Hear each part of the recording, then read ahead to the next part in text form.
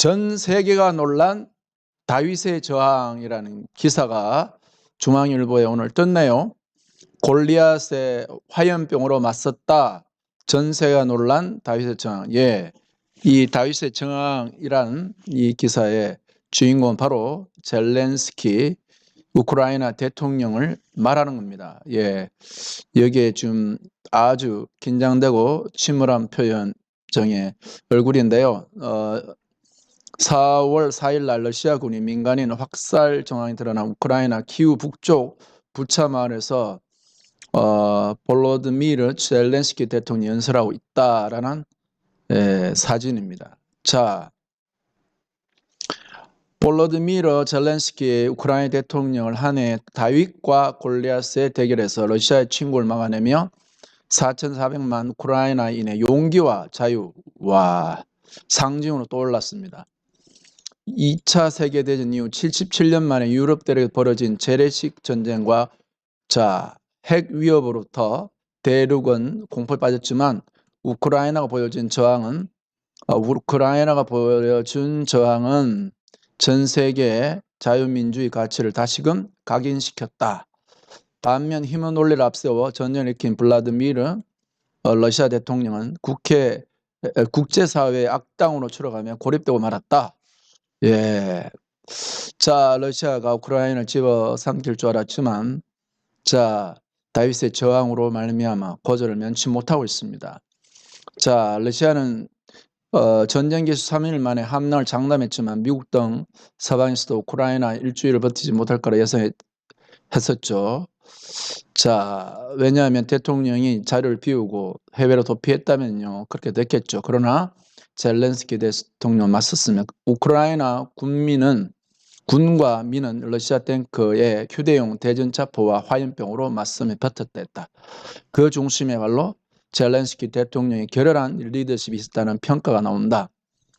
자, 그는 전쟁 사흘째인 지난 2월 26일 나는 대통령 관저에 있다, 항복했다는 가짜뉴스를 믿지 말라라고 전 세계에 알렸습니다. 미국은 그에게 피신을 제안했죠. 그렇지만 그는 이 12일째 되던 날에 대통령 집무실에 찍은 동영상 소셜미디어에 올리면 나는 숨지 않는다 고 했습니다. 러시아의 포탄이 수도 키우에 빗발치고 특수부대가 그의 암살 시도했던 때인데 그는 지켜냈습니다.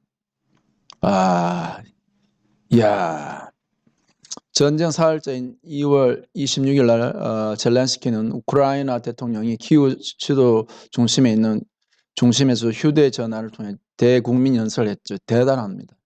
이게 그의 리더십이었습니다. 그래서 2022년 올해 인물로 선정되면서 그런 용기도 두려움만큼 널리 전파될 수 있다는 걸 보여줬다.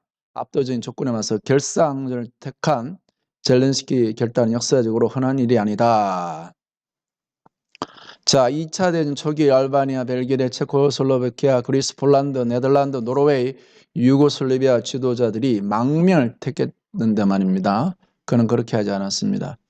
자, 보십시다. 코미디어 출신으로 드라마 인기에 힘입어 대통령이 된 그가 항전의 구심점이 될 것이라고 예상이도 드물었다. 그런데 이 코미디언 출신이지만요, 그의 근본 출신은 유대인입니다.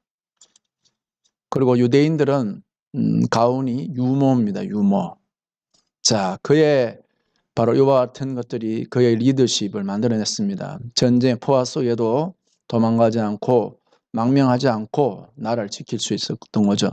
그러니까 전 세계 유대인들이 또한 도와주지 않겠습니까? 미국이 도와주지 않겠습니까? 하지만 다양한 무대 경력은 그가 전장의 지도자가 되는 데 힘을 보탰다.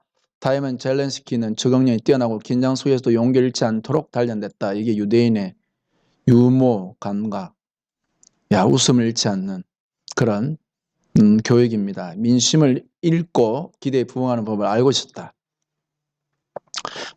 그와 같은 젤렌스키 대통령 2차 대전을 승률이 건 윈스턴 처칠 전 영국 총리와 전략과 리더십을 따랐기에 여기까지 올 수 있다는 평가도 나옵니다.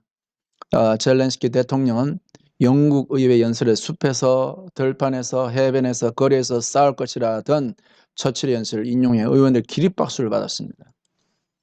그리고 처칠처럼 연합군과 함께 전략을 구사했습니다. 이와 같은 이와 함께 젤렌스키는 전쟁 기간 미국과 한국을 비롯해 전 세계 수십여 국가의 의회와 국제기구의 화상을 연설했습니다. 매일 밤 소셜미디어를 통한 비디오 연설을 이어가며 우크라이나에 대한 국제사회 관심과 지원을 호소했습니다. 그 결과 미국은 우크라이나에 총 200억 달러, 26조 원의 규모의 안보 지원을 약속했고 주고 있습니다. 전쟁 후 10개월에 이르면서 일각에서는 젤렌스키 대통령이 출구 전략 고민해야 할 시점이라는 얘기가 나옵니다. 그러나 이제 전세가 역전되었고요.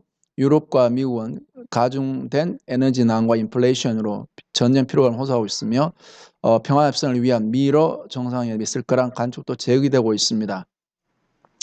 자, 그래서 전쟁을 끝내는 길로는요, 우크라이나 영토 완전 회복, 그리고 러시아의 전쟁 배상금 지급 이야기 있어야겠죠. 많은 피해를 봤으니까요. 자, 러시아 전쟁 범죄 사법 처리 등 요구해왔던 젤렌스키 대통령 최근 종전 협상론이 다시 제기되자 유엔 현장에 기반한 정의로운 평화를 수용할 수 있다 했네요. 와. 하지만 전 세계가 분리할 때만 핵무기를 입어올리며 위협하는 푸틴의 속내가 안개 속인 만큼 여전히 전쟁의 끝을 예상하기 이르다는 관측이 나오고 있습니다. 이것이 겨울 전쟁, 러시아 역사 속에 있었던 겨울 전쟁의 지금 한가운데 있고요.